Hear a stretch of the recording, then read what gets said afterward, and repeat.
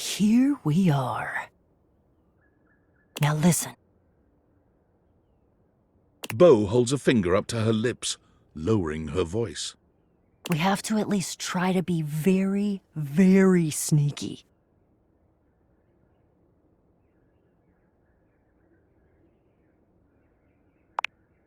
Precisely. Beau sets the scene for you with her hands, curling 2 fingers in the air like a pair of legs sneaking past. The goal is to sneak past Jacques, who will probably be sitting on the deck staring out at his plastic ocean. Then we sneak.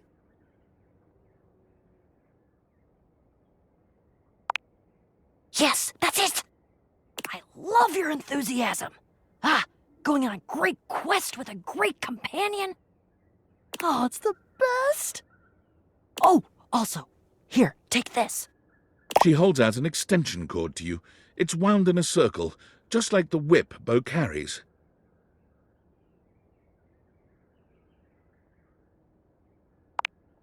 I made it for you.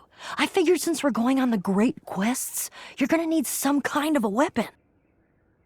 And I figured that something that doubles as a tool would be useful. And also, I don't know you well enough to trust you with a projectile. So, extension cord whip it is!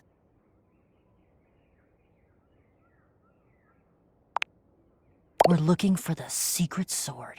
I have to be truthful with you that I only have anecdotal evidence for what it looks like. I read in one source that it's massive and gold and has a great big tassel on the hilt. Then I read in another source that it's actually just a stick, a little piece of driftwood that washed around in some huge river for hundreds of years until it was worn small and straight and perfectly smooth. All of the times that I've tried to get this thing for myself, and I've only been in the hold once. It was there, but Jacques had some sort of tarp draped over it. I think it was a cocktail napkin. It had like a little neon pineapple on it.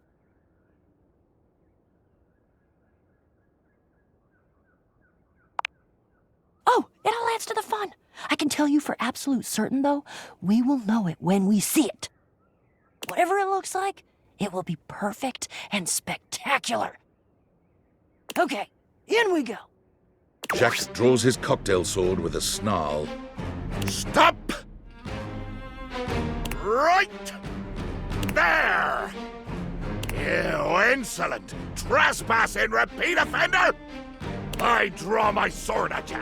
I bite my thumb, and I express gaseous matter towards your possession. Well, shit. Calm. Calm? You dare open your tag-along mouth to tell me to be calm?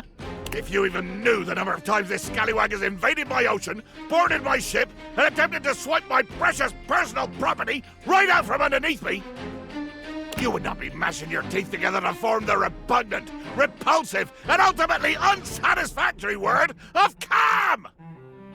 Yeah, you're angry. You're the fearsomest pirate of the 7 seas, and we should all bow and scrape to your terribleness. Except for, let's face facts, you don't have 7 seas. You have 1. And it's not a sea, it's a piece of molded plastic, and the paint is chipping.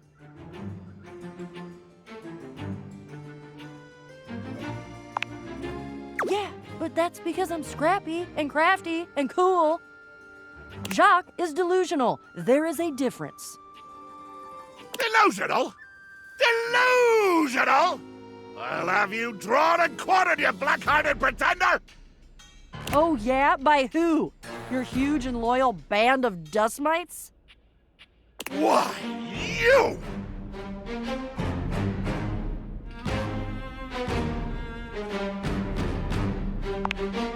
This is what I've been trying to tell you!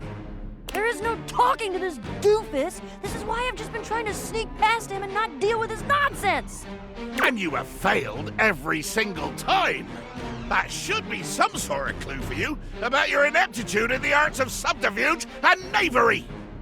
You shall never have the sword. Oh, I'll have it all right. If I have to hang your tiny butt from a miniature yard arm, I'll have it.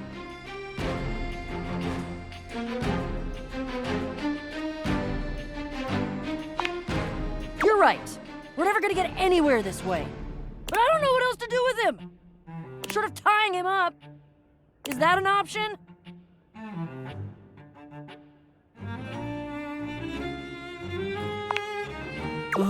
Fine. What do you suggest then? I feel compelled to warn both of you that whatever suggestion you make, be it reasonable or logic or even sure to succeed to bring glory to all parties, I will probably say no. Oh, for God's sake. You should be flattered I said anything. I'm under no moral obligation to volunteer information to interlopers.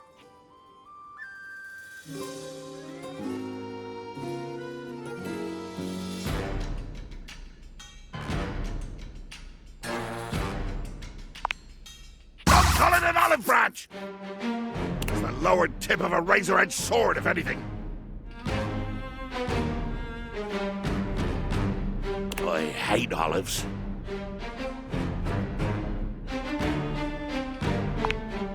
Okay. I will meet you halfway. Let's try... Gulp. Talking. I'll try to explain to you why I need the sword.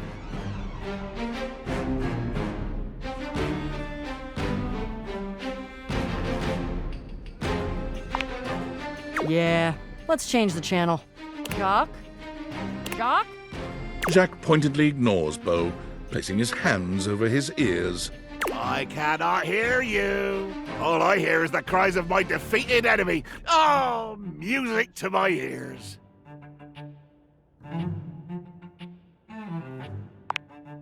What?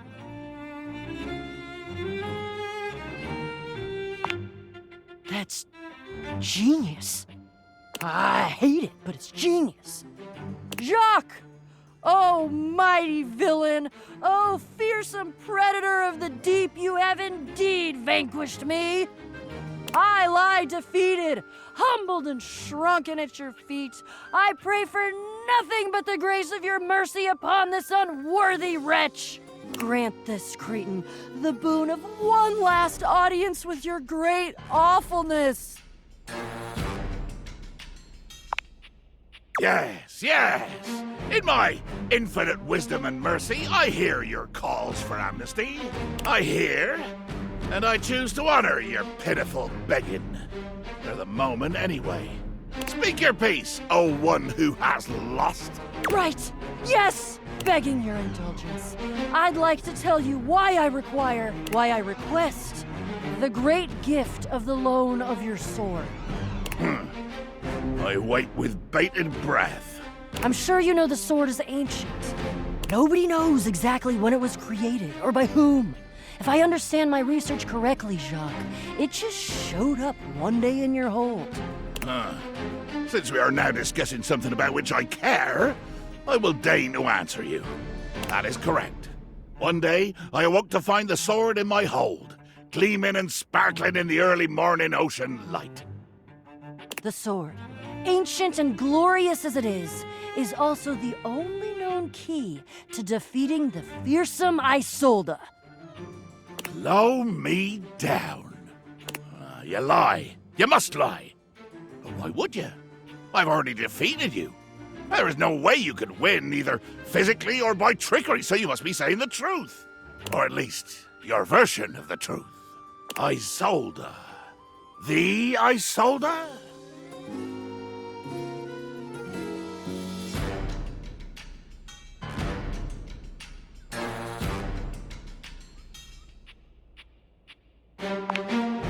She is a mighty and intrepid thief. She reigned over the house with unquestioned power years ago, until one day she just disappeared. There were searches, I believe at one point even a quest to attempt to find her and bring her home, but all to no avail. Yeah, there was a quest. It was me.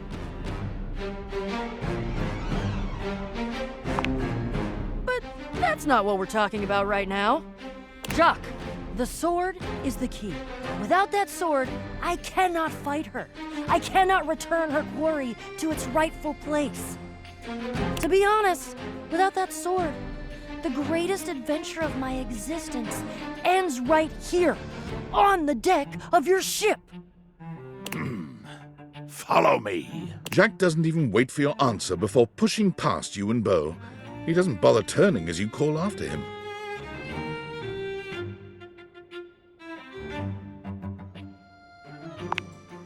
Jacques finally stops, turning to look at the two of you from over his shoulder. His expression is quite serious. We're going to the hold. Jacques leads you to a place deep within his ship, looking at you and Beau with a grave expression. This is my inner sanctum. As you could imagine, nobody comes here. Mostly because without the magic of those glasses you're wearing, nobody could fit. With two hands reverently on its sanctified cover, I slowly, dramatically slide the silken fabric off of the altar.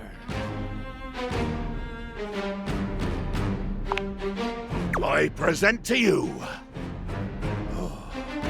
the secret sword. He lifts the sword from its altar, his expression reverent and his touch careful. Oh, great Betsy! That's the most beautiful thing I've ever seen. Look at all the shimmering gems and how slim and delicate it is. What? Recognize what? The sword? You've seen it before?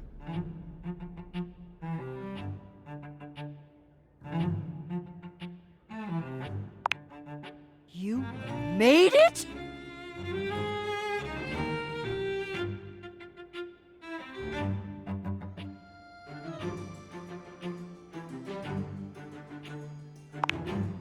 Jacques' face twists into a furious expression, his voice nearly cracking with the bubbling rage of your perceived insult. You lie! You lie! This is a sacred and magical object that appeared here in my hold one day, and I will protect it with my life! Damn right, Jacques. It is sacred and special. Whoa. I think Jacques is right. That's unexpected.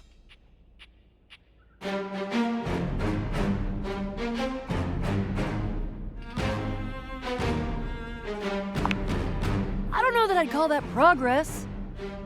That would imply that we had a goal toward progress, which we don't. I don't think. He needs to agree to give me the sword for... No, but give? You said borrow. You said nothing about give at all. This was always a loan, a temporary state of affairs.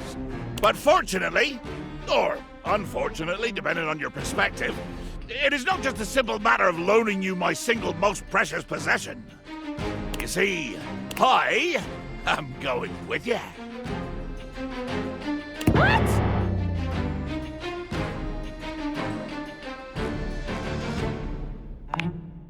I desire adventure. Need it. Even more than I detest your cardboard company. No, the hell you're not! Over my dead boxes! No!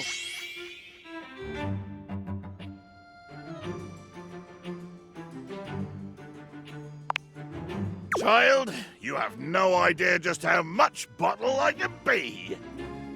If it has to be, it has to be. I'm gonna go get my quips ready, though. Because this is the biggest adventure of my entire life, and I'm sure as hell not gonna miss it. Onward! To the boxes!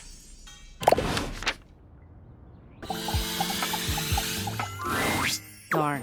I have to map my way to the crawl space, where our next quest awaits. I found the plans to this domicile in one of my boxes, and I distinctly remember there being a trap door on the ground floor. If you can, scry the floor for openings wherever you might be able to find them. Touch stuff! Knock on stuff!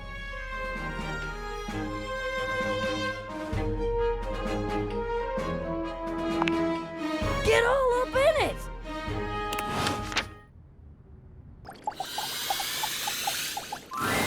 It doesn't seem quite right. What you imagined you were aiming the Dateviators at turned out to be... Me, Lucinda Lavish. The best character in the whole goddamn game.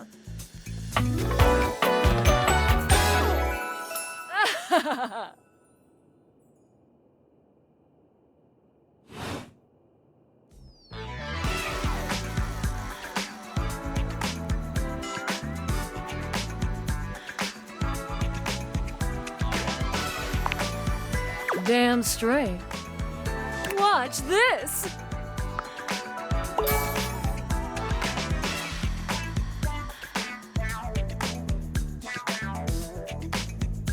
I can just do that. Make you more charming.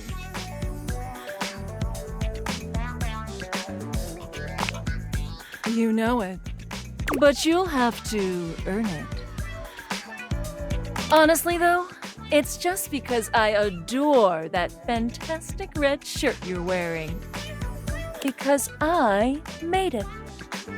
You bought the very expensive DLC, and I'm your reward.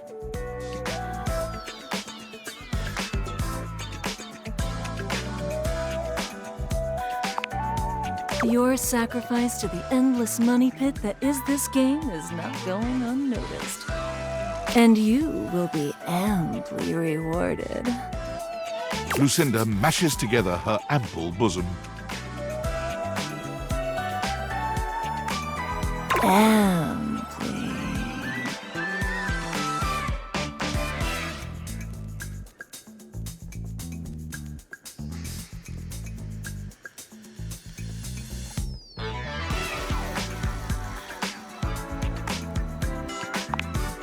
You want to give my bazoomies a scream?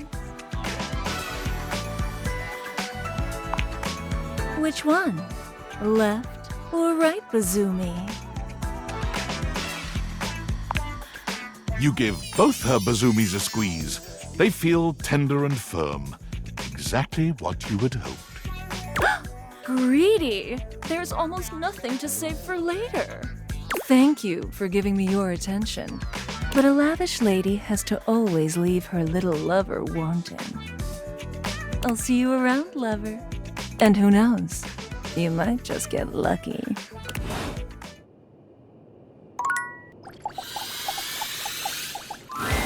You see a concerned face peeking through what might be a cryogenic tube containing tape both sticky and cassette.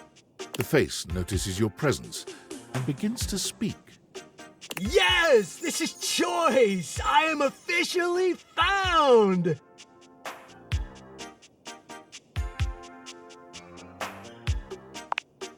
You got it, compadre. Hey, mind letting me out of this thing?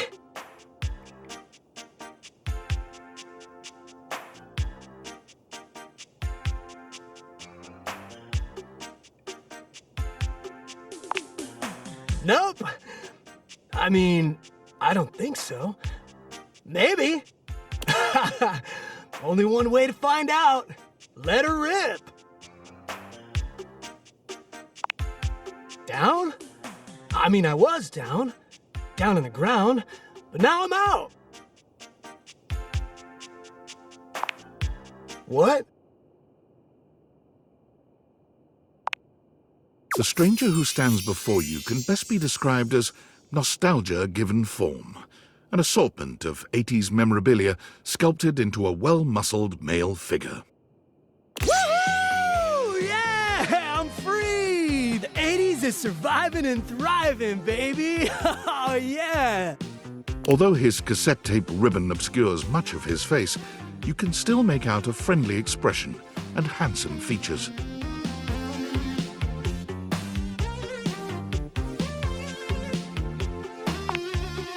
Well, yes and no.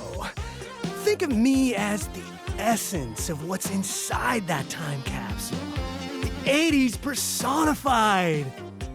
He pulls an electric guitar from somewhere, playing a very loud and intense note as he strikes a pose. Better yet, don't think too hard about it at all. 80s fever reigns! Yeah! Yo!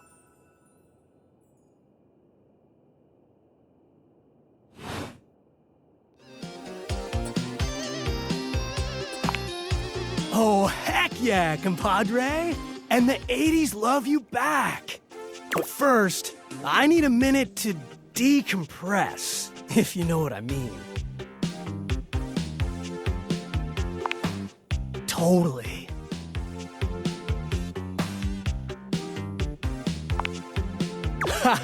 Precisely, oh fresh one. Now you're getting it. I wouldn't mind a new view. Catch a few rays, maybe watch some boob tube.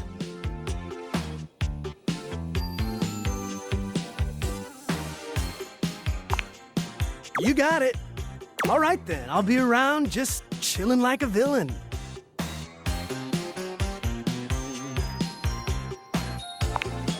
I'll teach you the ways, Daniel-san.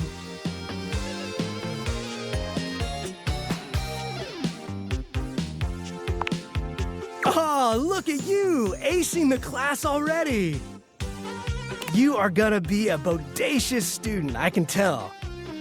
Okie dokie, Smokey. Just gonna shut the peepers and recuperate. Talk to you later.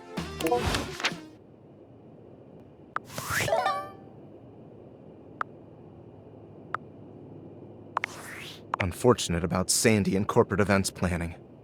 She was responsible for all the best casual Friday themes. Now that she's gone, there's finally nothing left of the 7 pioneers. In the beginning, there were 7 of us, working out of David's dorm room, stealing Wi-Fi from the neighbors and using cardboard boxes for chairs. We had no idea we were changing the world. We just wanted to design a more efficient paperclip. But then the money started flowing. Money always changes people. Didn't take long for the 7 pioneers to be whittled down to 1. Bingo. And all this? The wretched soul-sucking corporate monster that Valdivian became? The pioneers never wanted that. One by one, they left, but I stayed. Deep down, I really believed David, the old David, was still in there somewhere. But when he wanted to use the Dateviators for military applications, I knew more drastic action was necessary. Quickly. I'm sorry, but there's no time. I'm using the display phone at a wireless store and they closed 30 minutes ago. The sales associate is giving me the stink eye. I'll follow up when I can.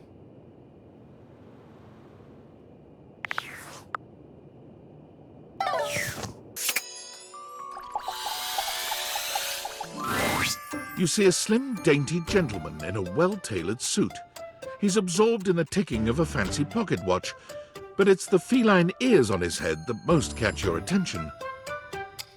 A tail sprouts from just above his backside, moving back and forth in time with the watch. Tick, tick, tick.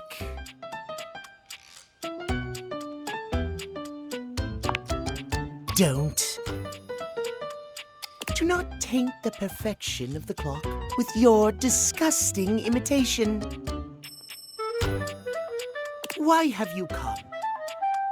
I don't see interruption to meditations on the beauty of time on the schedule. I am not disputing that. But you are not on the schedule. Do you understand? Perhaps you do not know this, as so few are as attuned to time as I am. But punctuality is of the utmost importance. So if you wish to speak to me, you must make an appointment.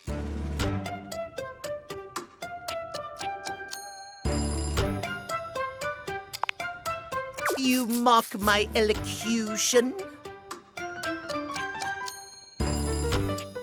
I speak with elegance, precision, timeliness. If you wish to make my acquaintance properly, you will return with an appointment.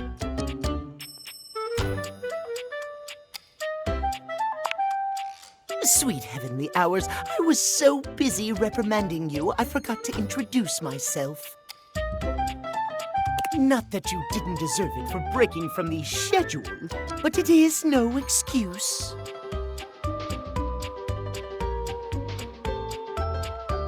Timothy Timepiece, at your service.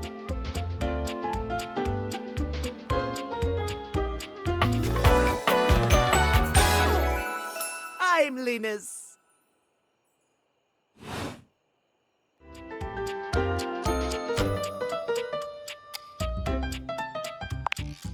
It most certainly does not. We should all be obsessed with the beauty and perfection of time. The safety of it, really.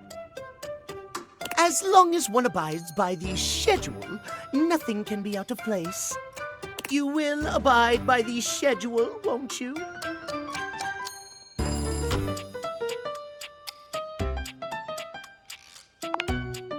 Excellent. I thank you. I will see you at noon sharp, and we can speak then. Do not be early, do not be late, and do not try to see me at another time. If you do, calamity, catastrophe, untimeliness. See you then, and not a moment before.